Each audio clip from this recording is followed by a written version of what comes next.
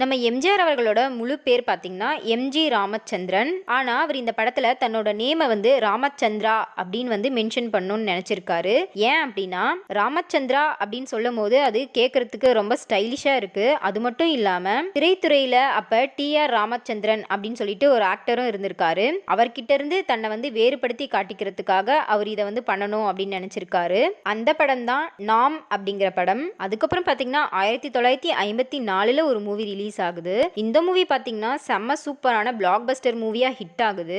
இந்த படத்தோட கதை பாத்தீங்கன்னா 1959ல ஹை ஸ்கூல் கரிக்குலம்ல பாத்தீங்கன்னா ஒரு ஸ்டோரி வந்து ரொம்ப ஃபேமஸா இருந்திருக்கு. இந்த ஸ்கூல் புக்ல இருந்த கதையை யார் எழுதியிருக்காங்க அப்படின்னா நாமக்கல் கவிஞரான வே ராமலிங்கம் பிள்ளை தான் எழுதியிருக்காரு.